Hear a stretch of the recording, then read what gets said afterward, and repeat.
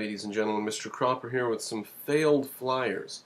They failed in the sense that we handed them out and talked to people and nobody, well, we got one lady to fill out the application, but then she never showed up on the day that we scheduled her, that we told her she could. So they're failed in that sense.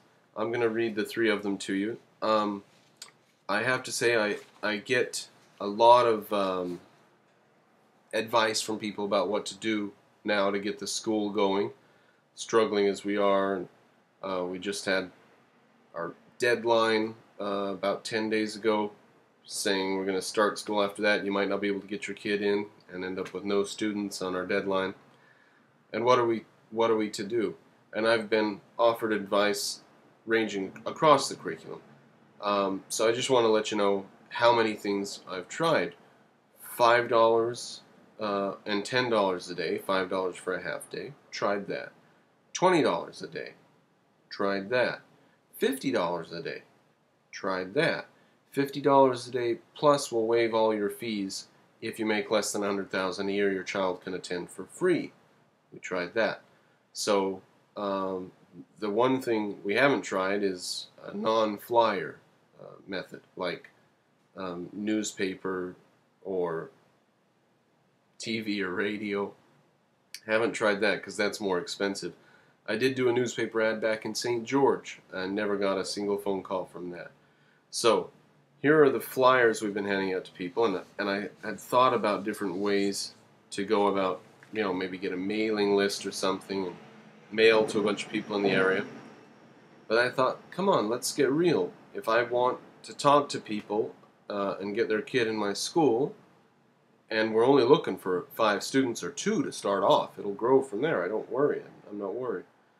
Then there's nothing like going out and my wife and I walking around and talking to people. Nothing like it. Nothing like a congressman running for office, hits the streets and knocks on every door until he has bloody knuckles.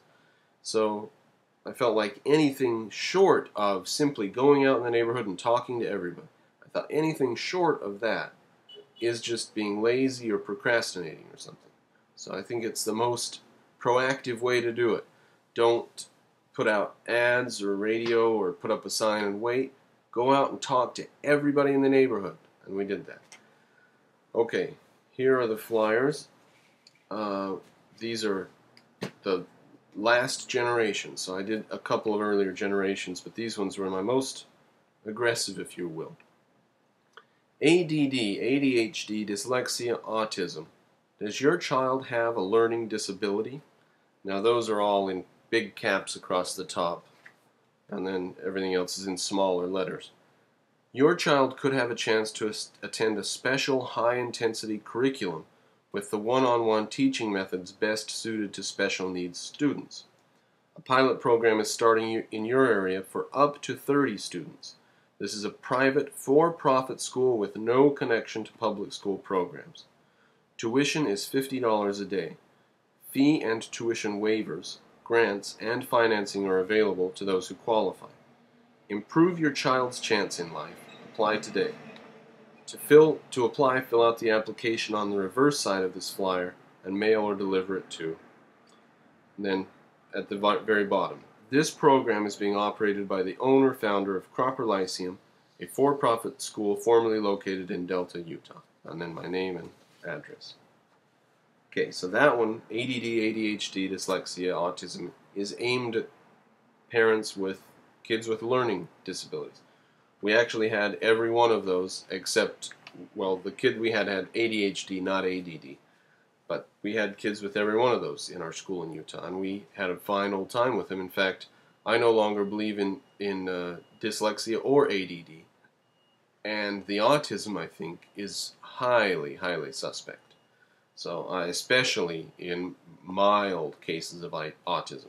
I know there is such a thing as autism, but we probably shouldn't use that term for anything except maybe the 5% worst of the autistic crowd, maybe. Okay, the next one. A pilot program is beginning in your neighborhood for a new pre-K to 8 school. Only 5 students will be accepted for summer attendance. Up to 30 students will be accepted for classes to start September 1st.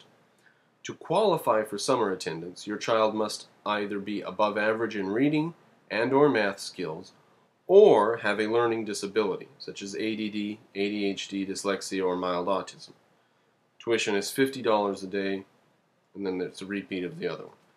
So in that one we say that the child has to be above average in reading or math skills or have a learning disability. Now notice that one was aiming at kids with special abilities, the upper percentile, and kids with problems, the learning problems, the lower percentile. And an easy way to deal with that, if you have 5 or 6 students or something, is that someone with a learning disability simply learns on a level a little bit lower than the other kids his age, and it's appropriate to have lessons aimed at slightly younger kids with a person there who has, for example, autism or something.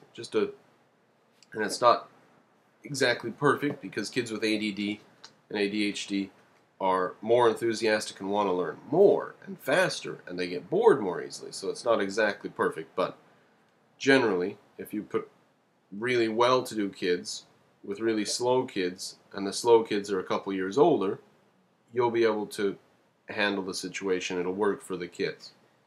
Okay, here's the last flyer. Does your child have special academic skills or abilities? Does your child often feel under-challenged and bored at school? Does your child have a learning disability, such as ADD, dyslexia, or autism? If so, your child may qualify to attend our high-intensity curriculum for gifted and special needs children. Summer attendance is limited to 5 students. Up to 30 students will be accepted for classes starting in September 1st. Up to 100% of tuition may be paid through grants for those who qualify. Tuition is $50 a day. Financing and payment plans are available. So, there we go. I think that my failure so far is not due to lack of Facebook. I think it's due to small things like a lack of a banner on the front of the building. Our door buzzer unhappily doesn't work.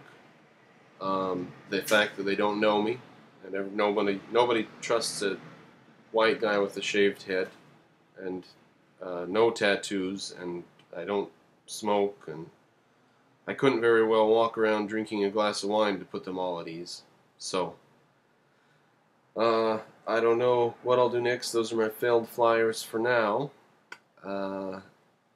Next, I'm going to try to get to know some people. We're inviting the neighbors over for dinner.